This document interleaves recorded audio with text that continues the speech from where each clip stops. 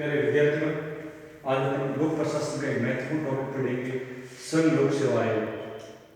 English में UPSC, union public service commission, और अपन राज्य लोक सेवा आयोग भी कर सकते हैं। ज़्यादा डिपेंड नहीं है राज्यों के लिए। आरपीएस,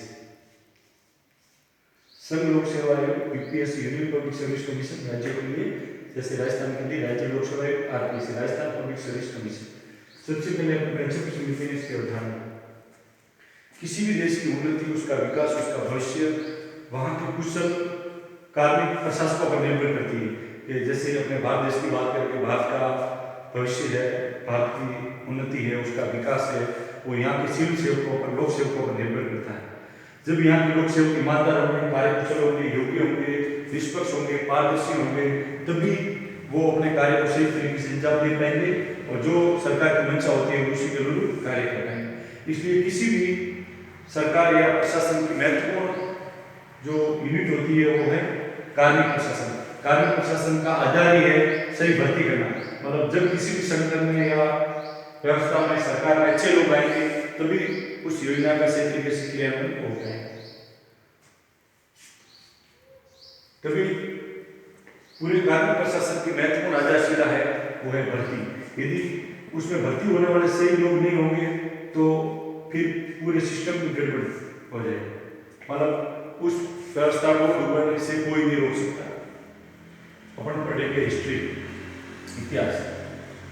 जब भारत में इंडिया कंपनी की स्थापना हुई उस समय लोक सेवकों की भर्ती अपने स्तर पे निर्देशित करते थे, अपने हिसाब से करते थे, उनके खुद के रूल होते थे। लेकिन बाद में ब्रिटिश संसद में एक समिति बनी इसको लेकर के। उस समिति का नाम था मैकाले। मैकाले ने 1854 में एक रिपोर्ट दी। उसके अनुसार किसी भी कर्मचारी की भर्ती वो योग्यता आधारित होनी चाहिए जो कि परीक्षा द्वारा निर्धारित हो। तो उसके आधार पर ब्रिटेन में 1954 में लोक सेवा आयोग बना और 1955 में पहला एग्जाम हुआ। मतलब प्रतियोगी परीक्षा द्वारा योग्यता निर्धारित करने की पहली परीक्षा है 1950 में, 55 में, 1855 में ब्रिटेन में हुई और भारत के अंदर पहली परीक्षा 1922 में। वैसे 1919 एक्ट में भी इसका प्रावधान था ये फेडरल लोक सेवा आयोग वगैरह बनाने का, लेकिन उसका निर्णय नहीं हो सका, उसकी स्थापना नहीं हो सकी। तब जाकर के ली आयोग बना 1924 में, उसने अनुशंसा की। उसके आधार पर 1926 में लोक सेवा आयोग बना। उसके प्रथम अध्यक्ष थे रास मौका। कई बार पूछ सकते हैं प्रथम लोक सेवा आयोग की स्थापना कब हुई, 1926 में। किस समिति की रिपोर्ट पर हुई, तो ली समिति 1924 में, और उसके प्रथम अध्यक्ष थे रॉस वॉकर।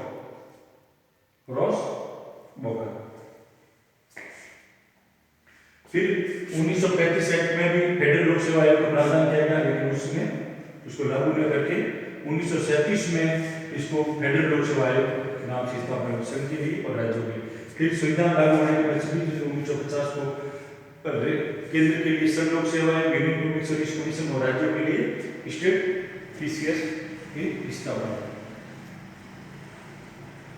फिर ऊपर इसका वर्तमान स्वरूप पढ़ते हैं। अनुच्छेद 315 के तहत इसके वर्तमान स्वरूप को पढ़ेंगे कि संघ लोक सेवा आयोग में एक अध्यक्ष और 7 सदस्य होते हैं। इसका निर्धारण करने का काम राष्ट्रपति करते हैं। वर्तमान में संघ लोक सेवा आयोग में एक अध्यक्ष और 7 सदस्य हैं। फिर अपन 316 में नियुक्ति की बात करते हैं तो सुविधा में इतना ही लिखा हुआ है कि इसके आधे सदस्य होंगे वो 10 वर्ष की सरकारी सेवा में रह चुके, चाहे केंद्र में हो या राज्य में। इतना ही कहा हुआ है, आधे सदस्य सरकार अपने स्तर पे तय कर सकती है। फिर पदावधि संघ लोक सेवा आयोग के लिए नियुक्ति राष्ट्रपति करते हैं। संघ लोक सेवा आयोग के अध्यक्ष व सचिवों की नियुक्ति राष्ट्रपति द्वारा की जाती है, जबकि राज्य लोक सेवा आयोग के अध्यक्ष व सचिवों की नियुक्ति राज्यपाल द्वारा। पदावधि संघ लोक सेवा आयोग में अध्यक्ष व सचिवों की पद ग्रहण की तिथि 6 वर्ष या 62 साल जो भी पहले हो निर्धारित होगी, और राज्य लोक सेवा आयोग के लिए 6 वर्ष या 62 साल जो भी पहले हो निर्धारित हो। 317 में उससे पहले कोई राष्ट्रपति के नाम से या राज्यपाल के नाम से त्याग पत्र भी दे सकता है। निलंबित और हटाना 317 के तहत यदि कोई किसी न्यायालय में किसी अध्यक्ष या सदस्य को अयोग्य घोषित किया हो, दिवालिया घोषित किया हो, काम करने में वो सक्षम नहीं हो, या राष्ट्रपति 50 साल के अंदर पर भी हटा सकता है। लेकिन वो तभी हटा पाएगा जब सुप्रीम कोर्ट उसके बारे में रिपोर्ट बना के देगा और सही पाए जाने पर उनको हटा सकते हैं। उससे पहले वो खुद भी त्याग पत्र दे करके सकते हैं। 318 में नियम और स्वतंत्रता, मतलब इनके कर्मचारियों के बारे में सभी लोक सेवा आयोग के सदस्य उनकी सेवा सत्रों के बारे में राष्ट्रपति को नियम बनाने के अधिकार हैं। इनकी स्वतंत्रता को सुनिश्चित करने के लिए संविधान में कई प्रावधान किए गए हैं जिसके कारण वो सदस्य निष्पक्ष, स्वतंत्र, भयरहित होकर के अपना काम कर सके और योग्य लोगों को आकर्षित करके उनकी भर्ती कर सके। तो स्वतंत्रता के लिए दिया गया है कि उनकी नियुक्ति के बाद में जल्द साधारण तरीके से नहीं हटा सकता, कार्यपालिका को इससे अलग रखा गया है और प्रॉपर रूल को फॉलो करते हुए ही उनको हटा सकते हैं। उनकी सेवा सत्रों में नहीं हटा सकते, लेकिन वो भी लाभ का ग्रहण नहीं कर सकते। जैसे संघ लोक सेवा आयोग के अध्यक्ष से वो अपने पद से हटने के बाद या उनका कार्यकाल पूरा होने के बाद किसी भी सरकारी विभाग में नहीं रह सकते या लाभ का पद ग्रहण नहीं कर सकते। उनके सदस्य वो अध्यक्ष के पद का ग्रहण कर सकते हैं या किसी राज्यों के लोक सेवा आयोग के अध्यक्ष बन सकते हैं। उसी प्रकार राज्य लोक सेवा आयोग के जो अध्यक्ष है वो सब लोक सेवा आयोग के सदस्य या अध्यक्ष बन सकते हैं, बाकी कोई लाभ का पद ग्रहण नहीं कर सकते। और जो राज्य लोक सेवा आयोग के सदस्य है वो उसी राज्य के लोक सेवा आयोग के अध्यक्ष या संघ लोक सेवा आयोग के सदस्य और अध्यक्ष बन सकते हैं, जबकि दूसरा कोई भी लाभ का पद ग्रहण नहीं कर सकते। ये उनके लिए बाध्यता की गई है, लेकिन उनके पद को स्वतंत्र, निर्भय और निष्पक्ष रखने के लिए कई प्रावधान किए गए हैं, उनको स्वतंत्रता दी गई है। अब 320 में उसमें कार्य है संघ लोक सेवा आयोग और राज्य लोक सेवा आयोग का कार्य है कि नियुक्ति से संबंधित भर्ती परीक्षा करवाना, नियम बनाना, ट्रांसफर वगैरह, लोगों के अनुशासन से संबंधित सरकार मार्गदर्शन में सुझाव देना, ये महत्वपूर्ण काम है। फिर प्रतिवेदन संघ लोक सेवा आयोग राष्ट्रपति को और राज्य लोक सेवा आयोग को राज्यपाल को अपना प्रतिवेदन सौंपते हैं। उस पर अपना एक ज्ञापन लगा करके राष्ट्रपति संसद में और राज्यपाल विधानसभा में रखते हैं।